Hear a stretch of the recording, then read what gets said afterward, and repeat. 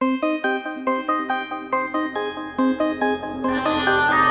Start कर रहे हैं, यानी कि ये है हमारा चैप्टर नंबर 7। 17। अच्छा, 7 का आगे टीन भी लगाना है। 17 यानी कि 17। श्वसन तथा गैसी विनिमय यानी रेस्पायरेशन एंड गैसी एक्सचेंज। हम लोग यहाँ पे दो चीज़ देखने वाले हैं। पहला तो श्वसन क्या होता है, ठीक है, और दूसरा गैसी एक्सचेंज यानी गैसों का विनिमय। विनिमय का मतलब क्या होता है, आदान प्रदान। तो गैसों का कैसे आदान प्रदान होता है, तो हम लोग यहाँ पे बात करते हैं, यहाँ पे समझने की कोशिश करते हैं कि यहाँ पे गैसों का एक्सचेंज होता क्या है और रेस्पायरेशन कहते किसे हैं। तो पिछले चैप्टर में हम लोगों ने भर भर के रोटी खिलाई थी। किसी व्यक्ति ने 20 रोटी खाई, फिर ये इसको तोड़ता है, ठीक है, तो मात्र इसको छोटे से अमाउंट में जो है कार्बोहाइड्रेट वगैरह सारी चीज़ें मिलती है, बाकी तो वेस्ट के रूप में बॉडी से बाहर हो जाती है। तो ये जो ग्लूकोज है, अभी एनर्जी तो मिली नहीं, अब वो आएगा श्वसन, मतलब श्वसन वहाँ पे हेल्प करेगा। तो ये ग्लूकोज यहाँ पे आ गया। अब याद रखना, इस ग्लूकोज को तोड़ने के लिए हमें किसकी ज़रूरत होगी, ऑक्सीजन की, ठीक है। इसलिए बोला जाता है सुबह उठो 9-10 बज के उठ के जो है आ करने से जो है एनर्जी नहीं आएगी। कितना ही खा लो आप, यहाँ 20 नहीं 200 रोटी खा लो, फिर भी जो है एनर्जी नहीं आएगी। क्यों, 200 रोटी तो खाओगे, लेकिन ये जो ग्लूकोज है इसको तोड़ने के लिए क्या चाहिए, ऑक्सीजन, और फ्रेश ऑक्सीजन सुबह ही मिलती है। चलो इसके बाद बात करते हैं, अगर O2 का उपयोग ये होता है यहाँ पे, तो विभिन्न क्रियाओं में के द्वारा जो है आवश्यक ऊर्जा क्या होती है, प्राप्त होती है। बहुत सारी क्रियाएं होती है, उसके बाद जो है आवश्यक ऊर्जा प्राप्त होती है। और अपचयी क्रियाओं के रूप में यहाँ पे जो है CO2 क्या होता है, मुक्त होता है, यानी ऑक्सीजन जाती है, ग्लूकोज को तोड़ती है, ऊर्जा बनाती है, और CO2 क्या हो जाती है, बाहर हो जाती है। इस प्रक्रिया को हम लोग क्या कहते हैं, सेलुलर रेस्पायरेशन। क्लियर है, यानी कि कोश की श्वसन। तो ये याद रखना है, कई बार आपसे पूछा जाए कि सेलुलर रेस्पायरेशन क्या होता है, ठीक है, या रेस्पायरेशन क्या होता है, ठीक है। एक आपने सुना होगा सांस लेना, सांस यानी कि ब्रीथिंग। तो ब्रीथिंग अलग होता है, रेस्पायरेशन अलग होता है। अभी सुनने में यही लग रहा होगा आपको कि यही तो होता है, ब्रीथिंग यानी सांस लेना है। तो दोनों अलग अलग चीज़ें हैं। ब्रीथिंग क्या होती है, ऑक्सीजन लेना और CO2 छोड़ना, ठीक है, इसको कहते हैं ब्रीथिंग। कई बार कोई घबराहट होता तो बोलते जोर से सांस ले, जोर से, तो कुत्ते जैसे लेने लग जाता है, ठीक है। तो वो जो है इस टाइप से अगर ले रहा है तो वो है ब्रीथिंग, ठीक है। रेस्पायरेशन क्या होता है, रेस्पायरेशन ये जो पूरी प्रोसेस बताई मैंने, ग्लूकोज जाएगा, ऑक्सीजन जाएंगी, बहुत सारी क्रियाएं चलेंगी, एनर्जी बनेगी, तो इसको कहते हैं सेलुलर रेस्पायरेशन। यानी ब्रीथिंग से आप तुरंत एनर्जी नहीं बना सकते। ऐसा नहीं कि पता लग रहा आपको एनर्जी लगे तो लंबी लंबी सांस लेने लग जाए तो एनर्जी आ जाएगी, नहीं, ऐसा नहीं होगा। क्लियर है, ये इसके लिए टाइम लगेगा। क्लियर है यहाँ तक के। चलो नेक्स्ट देखते हैं। और यहाँ पे लिखा है कि ये जो है O2 और CO2 के आदान प्रदान को हम लोग क्या कहते हैं, श्वासन, यानी कि ब्रीथिंग। इसी को हम लोग कहते हैं सांस। और ससुर किसको कहते हैं मेरे को नहीं पता, लेकिन सांस तो इसको कहते हैं। सांस लेना यानी श्वासन, ब्रीथिंग, यानी किसका आदान प्रदान, O2 जाएंगी और CO2 बाहर निकलेंगे। क्लियर है यहाँ तक के। तो ये याद रखना है, यहाँ पे लिखा हुआ है, लेकिन हाँ एग्जाम में आ जाए तो आप ऐसा लगा सकते हो, ये लिखा हुआ है कि सेलुलर रेस्पायरेशन को सामान्यतः ब्रीथिंग हम लोग कहते हैं, ठीक है, कि O2 आना और CO2 का चले जाना, ठीक है। इसके बाद हम लोग यहाँ पे बात करते हैं, तो ये NCERT ने थोड़ा बहुत दिया हुआ है, तो ये देख लेते हैं, ये किंगडम में भी काम आएगा। श्वसन के अंग की बात करते हैं, तो प्राणियों के विभिन्न वर्गों के बीच श्वसन की क्रियाविधि उनके निवास और संगठन के अनुसार बदलती है। इसका मतलब क्या है कि जो भी प्राणी श्वसन की क्रियाविधि होंगी, निवास यानी किस स्थान पर रह रहा है, उसका संगठन क्या है, कोशिका से बना है शरीर, या ऊतक से बना है, या अंग से बना है, या अंगतंत्र से बना है, उस पर यह निर्भर करेगा। चलो तो नेक्स्ट देखते हैं। पहले हम लोग बात करते हैं निम्न अकशेरुकी। चलो देखते हैं, जैसे अकशेरुकी, जैसे निम्न अकशेरुकी, जैसे स्पंज, इसमें आता है सिलेंट्रेटा, और एक आते हैं चपटेक्रमी, ठीक है। ये किंगडम में आपको पढ़ने को मिलेंगे सारे ऑर्गेनिज्म। इसमें क्या होता है, ऑक्सीजन और CO2 का क्या होता है, आदान प्रदान होता है, लेकिन कहाँ से, सारे शरीर की सतह से। इसको कहते हैं सरल विसरण। विसरण पढ़ चुके हो आप लोग, क्या होता है, अधिक सांद्रता से कम सांद्रता की। और कभी डाउट हो तो इसको ऐसे याद रख लेना। देखो ये विसरण लिखा है ना, तो विसरण के शुरू में क्या लिखा हुआ है? विष। विष यानी कि जहर। और जहर हमेशा कैसे फैलता है? ज़्यादा से कम की ओर। सांप में ज़्यादा रहता है ना, ठीक है, और बॉडी में कम, तो ये ज़्यादा से कम की तरफ, तो ऐसे याद रख सकते हो। चलो नेक्स्ट देखते हैं। केचुए। केचुए देखिए क्या आपने? कैसे रहते हैं? ऐसे ऐसे ऐसे, बहुत गंदे दिखते हैं। खेत में रहते हैं। जी प्रिय जी, आपके लिए अब कलरफुल केचुए बनाए जाएंगे। ऐसी यहाँ पे इसकी मुंडी रहती है, इसकी पूंछ रहती है, फिर ऐसे ऐसे ऐसे ऐसे ऐसे ऐसे चलते रहता है। चलो तो हम लोग देखते हैं केचुए की बात करते हैं। हाँ, तो लिखा भी हुआ। कैसी इसकी त्वचा कैसी होती है? आर्द्र क्यूटिकल त्वचा, यानी मॉइस्ट क्यूटिकल, यानी कि कभी इसको देखा है ऐसा पानी पानी रहता है, नमी नमी सा, ठीक है, आर्द्रता रहती है इसमें, नहीं कि मॉइस्चर हमेशा रहता है इसमें। कभी हाथ में लो और अपने फेस पे रख लो ऐसा, फिर वो फेस से ऐसा ऐसा जाएगा। तोड़ देते हैं, फिर भी चलती है ना। हाँ चलता है दोनों मेले के मेले से चलता, हाँ चलता भी होगा, चलती भी होगी, मतलब दोनों मेल फीमेल दोनों ही। चलो मेल फीमेल दोनों होंगे। चलो आगे देखते हैं। हाँ पता है, शाहरुख खान आ गए हमारे क्लास में। चलो हम कंटिन्यू करते हैं। देखो कीटों की बात करते हैं, तो शरीर में नलिकाओं का एक जाल होता है जिसको हम लोग क्या कहते हैं? श्वसन नलिकाएं। इसके बाद बात करते हैं जलीय आर्थ्रोपोडा तथा मोलस्का की बात करें, तो इसमें विशेष संवहनी संरचना होती है जिसको हम लोग क्लोम या फिर गिल कहते हैं, यानी special vascular structure Gill. Gill यानी ये फेफड़े जैसे ही होते हैं। किस में देखने को मिलते हैं? मछलियों में देखने को मिलते हैं। जब किंगडम पढ़ेंगे ना तब और भी अच्छे से देखेंगे।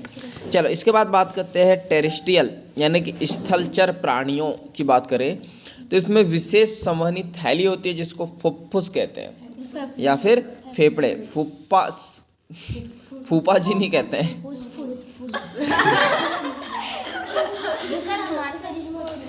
हाँ फेफड़े हमारे पास भी होते हैं, ठीक है। तो ये लिखा हुआ है ना स्थलचर प्राणी। स्थलचर यानी कि स्थलचर मतलब जो जमीन पे चलते हैं। जो जमीन पे होता है, हम लोग जमीन पे रहते हैं, ठीक है, तो हमारे पास फेफड़े होते हैं। इसके बाद कशेरुकी की बात करें तो वर्टिब्रेट्स की बात करते हैं जिसमें मछली होती है यानी कि क्लोम या फिर गिल्स। इसके बाद बात करते हैं सरीसृप पक्षी या फिर स्तनधारी की, ठीक है। सरीसृप यानी कि जिसमें सांप वगैरह आते हैं, पक्षी यानी जिसमें पक्षी आते हैं, स्तनधारी यानी जिसमें कि हम लोग आते हैं। तो हम में क्या होता है? फेफड़े होते हैं, एक पूर्ण विकसित श्वसन प्रणाली होती है। तो ये याद रखना, हम लोगों में पूर्ण विकसित होती है। ऐसा सभी किंगडम वगैरह में बताया गया है कि हम लोग कैसे प्राणी हैं? पूर्ण विकसित।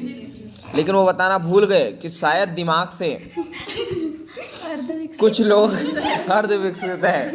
ये पूर्ण विकसित बना तो दिया है लेकिन ये पूरा यूज नहीं करते। देखो मैं बताऊं, अब मजाक से हट के बात करें तो ये जो पूर्ण विकसित का मतलब क्या है कि ये सारी चीज़ों में मतलब वेल डेवलप है, मतलब दिमाग लगा लेता है। जैसे जानवर कुछ लोगों में कुछ चीज़ों में दिमाग नहीं लगाते, हम लोग दिमाग लगा के इतनी सारी चीज़ें बना रहे हैं। और ऐसा है कि हम लोग सभी लोगों से एक्सपर्ट हैं। आपको पता है जो पक्षी वगैरह रहते हैं ना, जैसे बरसात होने वाली रहती है उनको पता रहता है, जब गर्मी होने वाली रहती है उनको पता है। तो ये जैसे इनको पता है ना कि अब बहुत तेज़ बारिश होने वाली है तो वहाँ से चले जाते हो।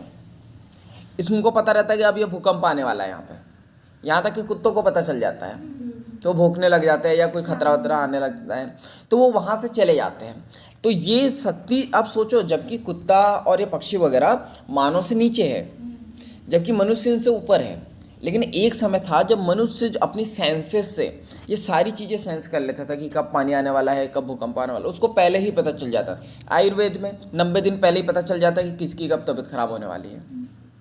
तो ये सारी चीज़ें थी, ये सेंस हुआ करता था। लेकिन धीरे धीरे अब हम लोग सोशल मीडिया की मदद से फालतू की चीज़ें हमारे बॉडी में डालने लगे और जो इम्पोर्टेंट चीज़ थी उसे भूलने लगे। इस वजह से अब हम लोग जानवरों से भी गैवित हो गए।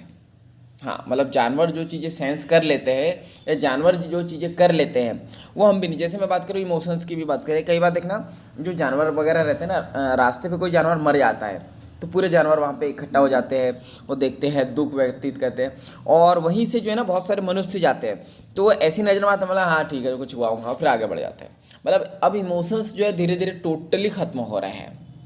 तो ये याद रखो कि हम लोग जो है पूर्ण विकसित प्राणी है, चाहे तो हम अपने आप को डेवलप रख सकते हैं, या चाहे तो पता ही है फिर क्या कर सकते हैं। सोशल मीडिया पे जो है दम तो न रसोड़े में कौन था रसोड़े में कौन था, तुम थी मैं था कौन था।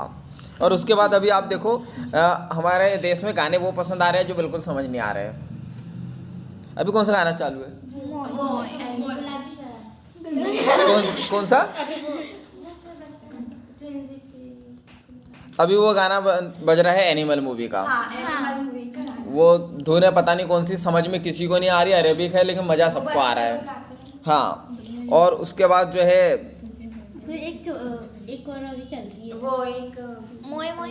हाँ मोए मोए, अब ये मोए मोए का समझ में नहीं आता हम, और मेरे घर पे तो अभी मोए मोए चालू है। मेरी पूरी कज़न सिस्टर आ रही है, वो खाना उधर जो है दे के आती है, फिर बोलती मोए मोए, कुछ भी बोलो खाना दे तो मोए मोए। मेरा तो दिमाग ही पागल हो गया, उनको बोलो चाय बना दो तो बोले मोए मोए। अरे कितना मोए मोए, तो सब पागल हुए पड़े हैं अभी कुछ भी। मतलब अभी वो जब बाहुबली आई थी तो वो लैंग्वेज नेम्डा जस्ट टेल मी, मतलब किसी को समझ नहीं आ रही, लेकिन मज़ा सबको आ रहा। चलो नेक्स्ट देखते हैं हम लोग। चलो तो हम लोग बात करते हैं उभयचर। उभयचर यानी कि मेंढक, फ्रॉक। तो इसमें आर्द्र त्वचा होती है, यानी नम त्वचा द्वारा भी ये जो है श्वसन करता है। मेंढक की त्वचा देखिए, हाथ लगाया, दूर से देखा है, एकदम नमी नमी सी रहती है। आप हाथ लगाओगे तो एक अलग ही फीलिंग आती है, ठीक है, यू वाली फीलिंग आती है। क्या संजना ने पकड़ी थी? पकड़ा था, पकड़ी थी। चलो नेक्स्ट देखते हैं हम लोग। तो हम लोग बात करते हैं मानव श्वसन तंत्र, यानी ह्यूमन रेस्पिरेटरी सिस्टम। 2 फेफड़े होते हैं, पता है सबको? तुमको कैसे पता? बचपन से पढ़ा है। चलो तो अब हम लोग बात करते हैं बड़े ही कॉम्प्लिकेटेड डायग्राम के बारे में। हाँ दिखेगा, मेरी नज़रों से देखोगे तो दिखेगा। देखो तो हम लोग यहाँ पे बात करते हैं, तो यहाँ पे ये कुछ ऐसा डायग्राम है, ठीक है। एक ऐसी नलिका है, एक ऐसी नलिका है, ठीक है। अब हम लोग यहाँ पे बात करते हैं, तो एक ये ऊपर आपको नेजल चैम्बर देखने को मिलेगा, नासा मार्ग द्वारा दिख गया। अब ये नेजल चैम्बर होते क्या है, तो अपनी दोनों उंगली लो और ये जो लिप्स के ऊपर जो है 2 चैम्बर आपको दिख जाएंगे, तो आप प्रैक्टिकली देख सकते हो। चाहो तो आप जो है अपनी आंखों से देख सकते हो, या फील लेना है तो ये दोनों उंगली को अपनी नाक में डालो तो आपको समझ में आ जाएंगे कि 2 चैम्बर होते हैं, ठीक है। तो यहाँ पे ये जो नासा कक्ष है यानी कि नेजल पैसेज तक पहुँचते हैं और ग्रसनी में ये खुलते हैं, और आहार और वायु दोनों का मार्ग है। मैंने डाइजेशन में भी बताया था, क्लियर। तो यहाँ से क्वेश्चन आता है, ये याद रखना। चलो इसके बाद हम लोग बात करते हैं, उससे पहले आपको एक बक्कल कैविटी देखने को मिलेगी, जहाँ से बक की जाती है, ठीक है। इसके बाद हम लोग यहाँ पे बात करते हैं, तो ये नॉस्ट्रिल यानी कि नासा छिद्र जिसकी मैं अभी बात कर रहा था, इसको हम लोग एक्सटर्नल नॉस्ट्रिल भी कहते हैं ना, बाह्य नासा द्वार, जो एक जोड़ी होता है, पता है? नहीं पता तो उंगली डाल के देखो, ठीक है। तो ये एक जोड़ी होता है। इसके बाद हम लोग बात करते हैं, तो इसके बाद आपको यहाँ पे देखने को मिलेगा वुल्वा देखने को मिला क्या आपको? वुल्वा यानी कि कौवा, वो जो लटकते रहता है जीभ के लास्ट में, ठीक है। अब हम लोग यहाँ से जो है डायग्राम को कंटिन्यू आगे देखते हैं। इसके बाद आप बात करते हैं नेजल कैविटी, समझ में आ गया आपको? नेजल कैविटी के बाद हम लोग बात करते हैं, तो यहाँ पे इसको इंटरनल नॉस्ट्रिल भी कह सकते हैं हम लोग, जो अंदर वाला जो भाग होता है, जो एक्सटर्नल नॉस्ट्रिल हम लोगों ने पढ़ा था। इसके बाद हम लोग बात करते हैं जैसे ही गर्दन का झुकाव जहाँ से होता है, ठीक है, ये वाला, इसको हम लोग कहते हैं नेसोफेरिंक्स, क्लियर है? नेसोफेरिंक्स यानी नासाग्रसनी। उसके थोड़े से नीचे आओगे तो ओरोफेरिंक्स यानी जहाँ मुख ग्रसनी, पहले नाक वाली ग्रसनी हो गई, एक मुख वाली ग्रसनी, और तीसरी उसके नीचे आएंगी लैरिंगोफेरिंग्स, ठीक है, यानी जो लैरिंग्स होता है यहाँ नीचे जो वॉइस बॉक्स होता है वहाँ, ठीक है। तो ये याद रखना है, इतनी चीज़ समझ में आ गई। तो इन हालांकि ये इतना डिटेल में एनसीईआरटी में नहीं दिया है, मैंने बताया आपको, ये तीनों को मिला के हम लोग क्या कहेंगे, ग्रसनी यानी कि फेरिंग्स। क्लियर है? चलो नेक्स्ट देखते हैं। फेरिंग्स के बाद हम लोग बात करते हैं, कुछ चीज़ें ऊपर छूट गई तो उसको देख लेते हैं हम लोग। तो हम लोग बात करते हैं लैरिंग्स के नीचे आपको एक और चीज़ देखने को मिलेगी।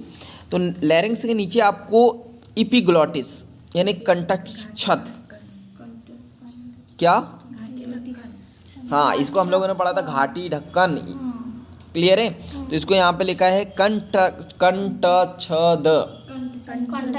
कंठच्छद, ठीक है, कहीं मेरी जीभी ना अटक जाए। कंठच्छद जी जी, सेनोरिटा जी, ये क्या है, ये इपिग्लोटिस को क्या कहते हैं हिंदी में? कंठच्छद। चलो, तो ये कंठच्छद समझ में आ गया। फेरिंग्स के बाद में इपिग्लोटिस, इपिग्लोटिस के बाद जो है ना एक ये ऐसा उभरा हुआ स्ट्रक्चर होता है, चाहे तो आप फील भी कर सकते हो, या आगे होता है ये वाला, हाँ, नहीं होता, अरे तो होता नहीं है पर अंदर है ना, किसी का होता नहीं है, मतलब क्या बिना उसके बोल रहे हो क्या? होता ही नहीं है। देखो, तो ये वाला जो होता है, इसको आप यहीं से जो है वॉइस आती हो, जिसको जिसका जैसे जैसे अंदर करते चले जाओगे वॉइस भी चेंज होते चले जाएंगे। मस्त। और पूरे वॉइस आर्टिस्ट जो है ना, इसी के सारे जो है, चाहे लड़की की आवाज निकालना हो,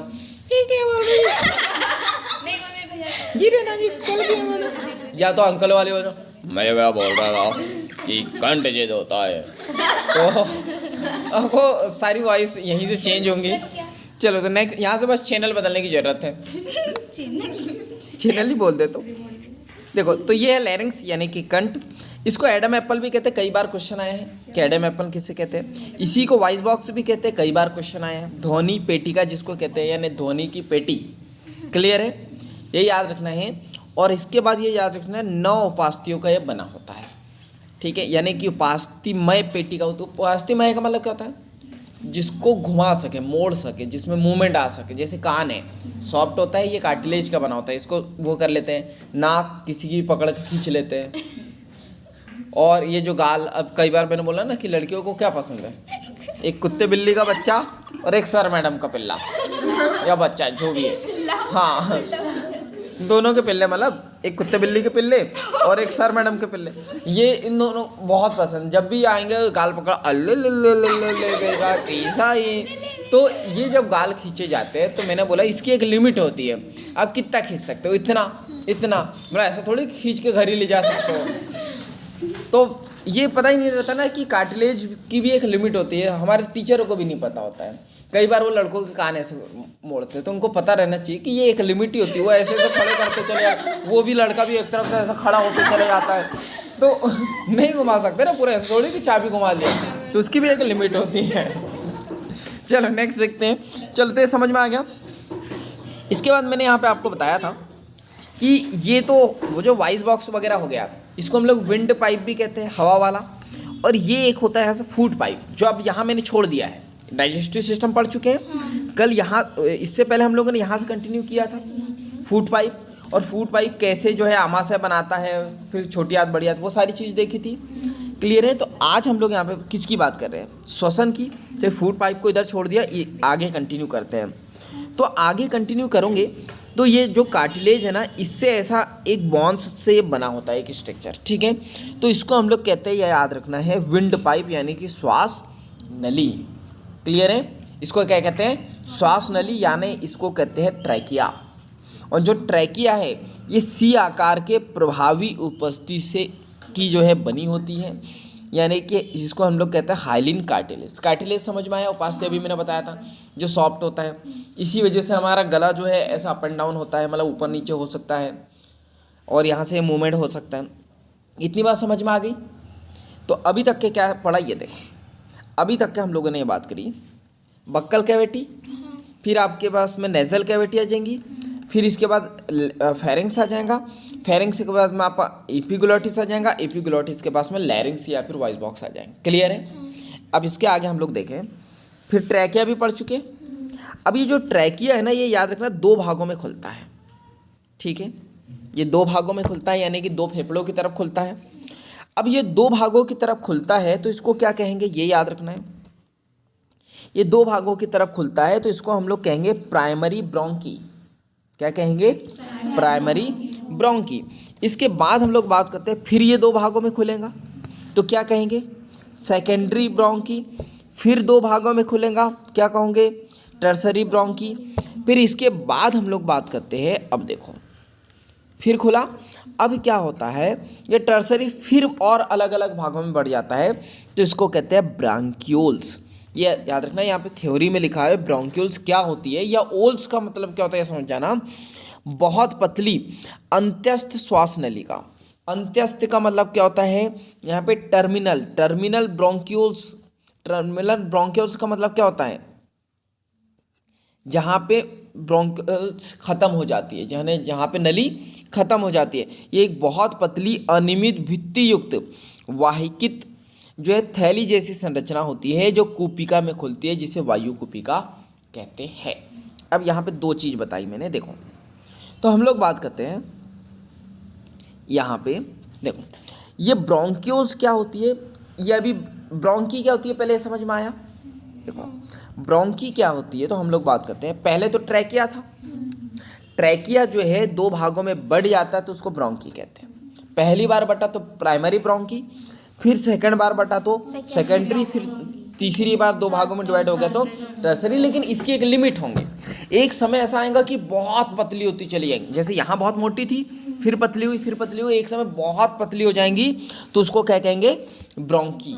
ठीक है, लेकिन उसका अब वहाँ पे ब्रोंक्यूल्स इसलिए कहा क्योंकि वहाँ पे पूरा खत्म हो गया, अब बिल्कुल वहाँ पे आगे नली नहीं है तो उसको क्या कहेंगे हम लोग? ब्रोंक्यूल्स। और ये याद रखना, ये यहाँ पे श्वसन में नहीं, कहीं और भी ओल्स जुड़ जाए यानी समझ जाना कि बहुत पतली नली की बात हो रही है। क्लियर है यहाँ तक के?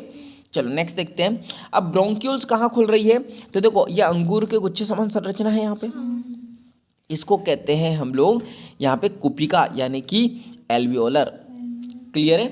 एल्वियोलर डक्ट इसको हम लोग कहते हैं, ये आपको याद रखना है, यानी कि कुपिका नलिका। और ये जो कुपिका है ये आवृत है, मतलब किसी न किसी चीज़ का इस पर आवरण है, तो ये जो आवरण को क्या कह रहे हैं हम लोग? कुपिका कोश, यानी कि एल्वियोलर सैक। और जो यहाँ पे ये अंगूर समान संरचना जो मैंने बताई इसको कहते हैं एल्वोलस, यानी कि कुपिका।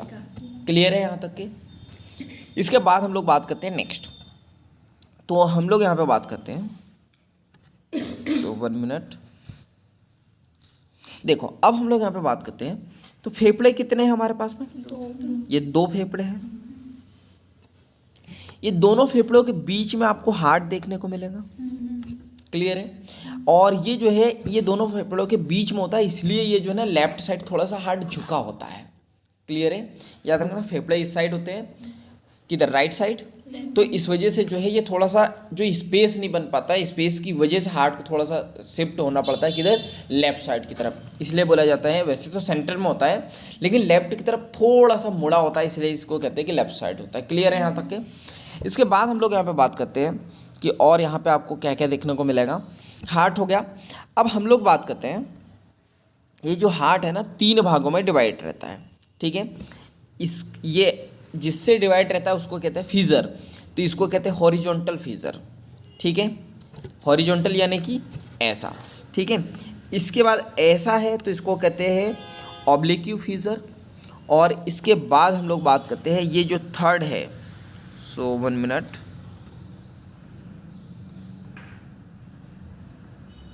1 2 3, हाँ ठीक है, फीजर 2 है और 3 भागों में डिवाइड है। कौन सा? ये 1 2 और ये 3। क्लियर है यहाँ तक के? चलो नेक्स्ट देखते हैं हम लोग। और यहाँ पे ये कौन सा वाला है? कौन सा है? लेफ्ट है या राइट है? ये कौन सा है? राइट। और ये कौन सा है? लेफ्ट। समझ में आया? तो यहाँ पे ये लेफ्ट वाला 2 भागों में डिवाइड होता है। ये कौन सा? यहाँ पे ऑब्लिक्यू फीजर होता है और ये 2 भागों में डिवाइड रहता है। चलो इसके बाद हम लोग यहाँ पे बात करते हैं तो यहाँ पे हम लोग देखेंगे तो और चीज़ें हमको यहाँ पे दिखाई देंगी कि यहाँ पे ये जो फेफड़े हैं एक मेम्ब्रेन से आवृत रहते हैं, यानी कि कवर्ड रहते हैं। इस मेम्ब्रेन का नाम क्या है? बाहरी फुफ्फुसी झिल्ली, जो है थोरेसिक जो है लाइनिंग के निकट संपर्क होती है, यानी वक्षी पर्त। वक्ष यानी क्या होता है? छाती, ठीक है। तो बाहरी झिल्ली होती है, तो ये याद रखना। और ये झिल्ली कैसी होती है? द्विस्तरीय, यानी कितने स्तर होते हैं इसके? 2। इसको कहते हैं प्लूरा। मोस्ट इंपॉर्टेंट, कई बार क्वेश्चन आया हुआ है। फुफ्फुस आवरण हिंदी में नहीं आता है, इंग्लिश में आता है। किससे? प्लूरा से ये ढके होते हैं। इसके बाद हम लोग यहाँ पे बात करते हैं, इसके अंदर द्रव्य भरा रहता है। क्लियर है? इस द्रव्य को क्या कहते हैं? प्लूरल फ्लूइड, ठीक है। यानी कि फुफ्फुसी द्रव्य से भरा होता है ये, और फेफड़े की सतह पर क्या होता है? घर्षण कम करता है। मतलब अब ये फ्लूइड नहीं होगा तो फेफड़े आपस में घिसाएंगे तो फिर तो वो खराब हो जाएंगे ना, तो इसलिए फ्लूइड भरा रहता है ताकि घर्षण ना हो। क्लियर है? इसके बाद हम लोग बात करते हैं नेक्स्ट। तो यहाँ पे एक ये चीज़ है कि यहाँ पे ये जो फीजर लिखा हुआ है, सॉरी 1 मिनट, यहाँ पे इस द्रव्य की बात कर रहे हैं। तो यह आंतरिक फुफ्फुसी झिल्ली जो होती है, ये फेफड़े की सतह से संपर्क बनाए रखने में मदद करती है, यह संपर्क रखती है। क्लियर है यहाँ तक के? इसके बाद हम लोग बात करते हैं, सारी चीज़ें देख चुके हैं। अब इसमें कोई डाउट है क्या आपको? सर एक बार मैंने अभी तक के सारी चीज़ बता दी। अब मैं यहाँ पे आपको सिर्फ ये चीज़ बता रहा हूँ कि ऑक्सीजन जाती कैसे है, ठीक है, ट्रेवल कैसा होता है। तो ये ऑक्सीजन आई, ये सबसे पहले बक्कल कैविटी में जाएंगी। बक्कल कैविटी में, बक्कल कैविटी से नेजल कैविटी, नेजल कैविटी से जाएंगी लैरिंग्स, सॉरी फेरिंग्स में। फेरिंग्स से बाद हम लोग बात करते हैं, फेरिंग्स में आ गई। फेरिंग्स के बाद में ये यहाँ कहाँ जाएंगी? इपिग्लोटिस, ठीक है। इपिग्लोटिस का काम क्या है? इधर लिखा हुआ है, पहले भी पढ़ चुके हैं हम लोग, कि भोजन निगलते समय ये इपिग्लोटिस को ढक देती है। क्लियर है? हम लोग बात करते हैं जब ये भोजन आएगा तो किसको ढक देंगी? ये वॉइस बॉक्स यानी लैरिंग्स को। और जब ऑक्सीजन आएंगी तो किसको ढक देंगे? फूड पाइप को। क्लियर है? तो अब यहाँ एपिग्लोटिस से कहाँ जाएगा? ये लैरिंग्स में जाएंगे ऑक्सीजन। लैरिंग्स के बाद क्या हुआ ये समझ जाओ। लैरिंग्स के बाद 2 भागों में डिवाइडेड हो गया, इसको कह दिया प्राइमरी ब्रोंकी, ठीक है। फिर ऑक्सीजन कहाँ गई? ये मैंने तीर के द्वारा भी बताया है आपको। प्राइमरी ब्रोंकी से कहाँ? सेकेंडरी से टर्सरी, टर्सरी से ब्रोंक्यूल्स, और ब्रोंक्यूल से एल्वेली, ठीक है। ये डक्ट वगैरह, डक्ट का मतलब होता है नली, ठीक है।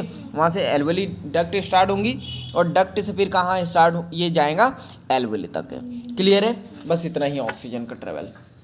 क्लियर है कि किसके बाद कहाँ पे ये जाता है।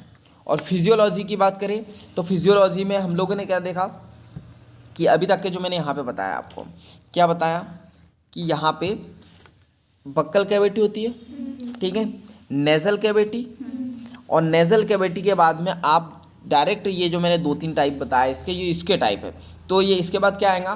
फेरिंग्स। फेरिंग्स यानी कि नेसोफेरिंग्स, और ये ओरोफेरिंग्स और लैरिंगोफेरिंग्स, ठीक है। ये नहीं भी याद रखोगे तो चलेगा। फेरिंग्स है, फेरिंग्स के बाद क्या है? एपिग्लोटिस है। क्लियर है? एपिग्लोटिस आपको पता है ढक्कन है जो खाने और ऑक्सीजन के मार्ग को बंद चालू करने का काम करता है। इसके बाद आप एक और चीज़ देखोगे, लैरिंग्स, जिसको हम लोग वॉइस बॉक्स कहते हैं। वॉइस बॉक्स यानी इसको एडम एप्पल भी कहते हैं। तो इसका काम क्या है? ध्वनि पेटिका, यानी ध्वनि में चेंजेस लाना। अब हम लोग फेफड़े की तरफ आगे बढ़ते हैं। तो आपको पता है कि 2 फेफड़े होते हैं, ठीक है।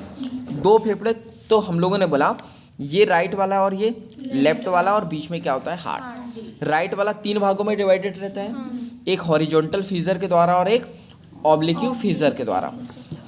लेफ्ट वाला 2 भागों में डिवाइड रहता है, ऑब्लिक्यू फीजर के द्वारा। अब हम लोग बात करते हैं इसके अंदर की बात। तो जैसे ये जो ट्रैकिया है डिवाइड होगा तो प्राइमरी ब्रोंक्यूल्स में हो जाएगा, फिर किस में हो जाएगा? सेकेंडरी में, फिर टर्सरी में, फिर लास्ट में ब्रोंक्यूल्स में। और ये ब्रोंक्यूल्स किस में खुलेगा? एल्वेलरी डक्ट में, और एल्वेलरी डक्ट किस में खुलेगा? यहाँ पे एल्वेलस में। क्लियर है यहाँ तक के? और इस पर अब 2 चीज़ बची। इस पर आवरण किस चीज़ का है? तो प्लूरा का।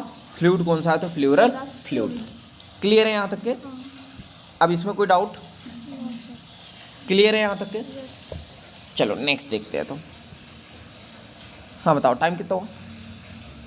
48। ठीक है, तो यहाँ पे देखो रेस्पिरेटरी सिस्टम की बात करते हैं।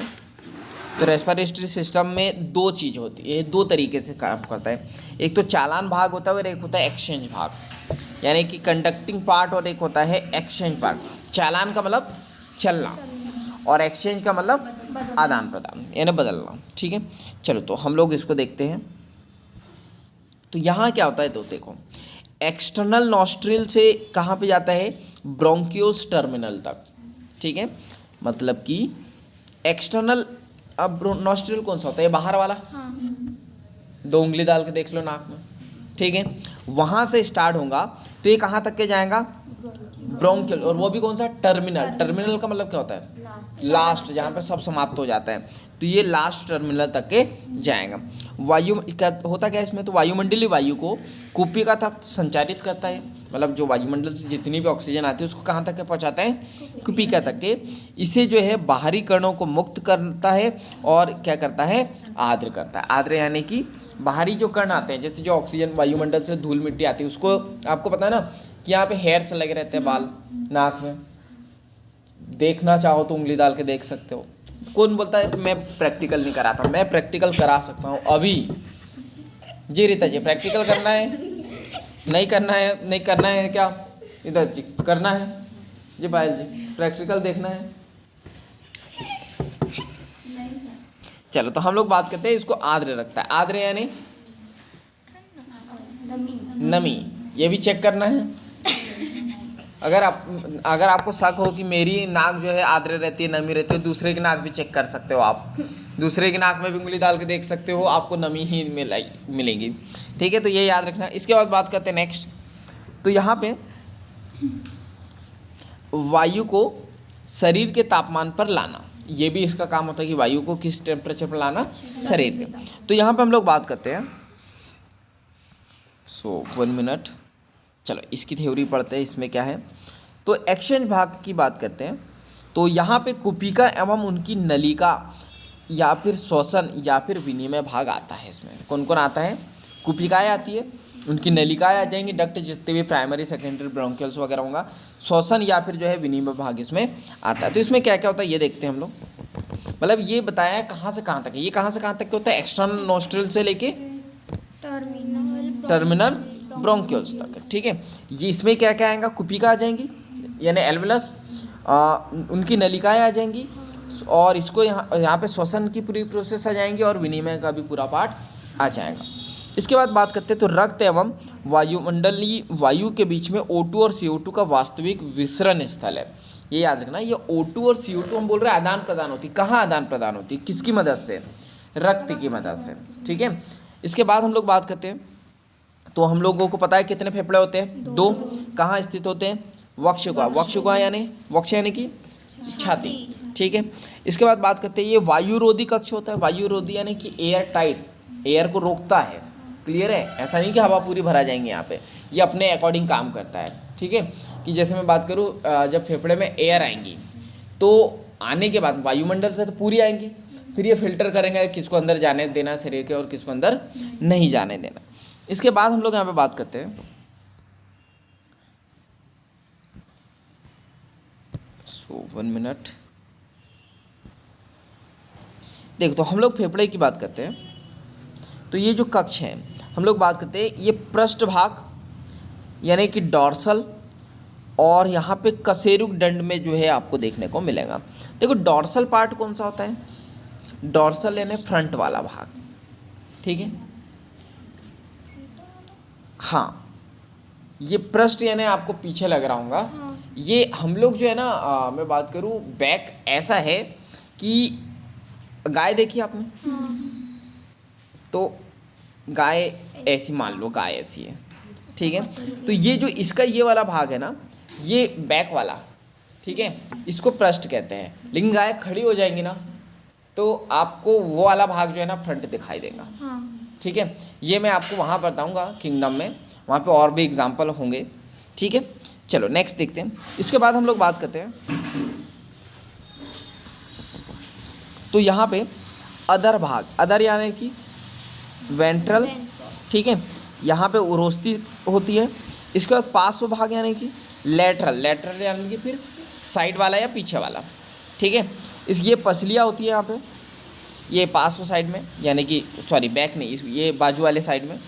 इसको नीचे साइड में क्या देखने को मिलेगा आपको, गुम्बदनुमा डायफ्राम का ये बना होता है। देखो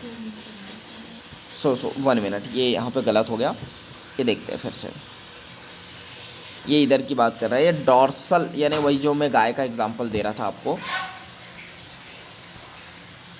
ये गाय है, ये इसकी पूँछ है।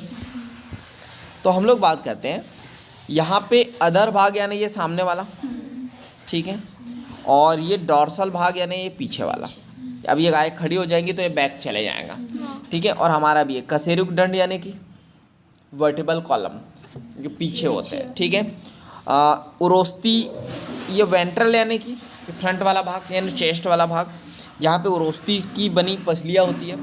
और पार्श्व यानी कि लेटरल में, लेटरल अभी पढ़ चुके हैं, लेटरल यानी साइड में आपको पसलियाँ देखने को मिलेंगी। इसके बाद हम लोग बात करते हैं लोअर यानी नीचे साइड में, यहाँ पे गुम्बदनुमा एक डायफ्राम देखने को मिलेगा, अभी देखेंगे अपन, जो इस टाइप से रहता है। यहाँ हाथ लगाओगे तो आपको इस टाइप से इधर भी दिख जाएगा, फेफड़े के नीचे साइड, ठीक है। इसके बाद हम लोग यहाँ पे बात करते हैं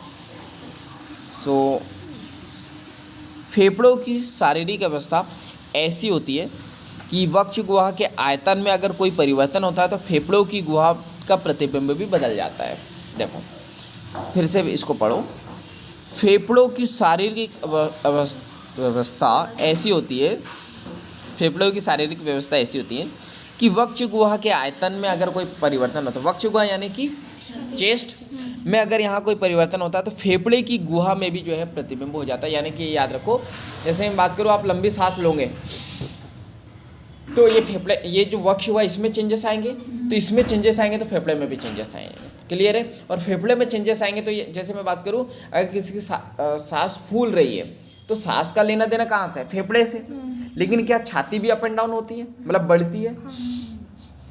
तो ये क्या यही बोला जा रहा है कि अगर यहाँ पे वक्ष गुहा में कोई परिवर्तन आएगा इसके आयतन में तो फेफड़े में भी प्रतिबिंब रिफ्लेक्ट होगा यानी बदलेगा। क्लियर है यहाँ तक के। और ऐसी व्यवस्था ऐसी व्यवस्था श्वसन के लिए जो क्या होती है, आवश्यक होती है, क्योंकि सीधे फेफड़ों का आयतन नहीं बदल सकता है, ठीक है। मतलब जो फेफड़े का आयतन सीधे नहीं बदल सकता है, उसके लिए चेस्ट का परिवर्तन होगा, तभी क्या होगा, फेफड़े में भी परिवर्तन होंगे। क्लियर है यहाँ तक के।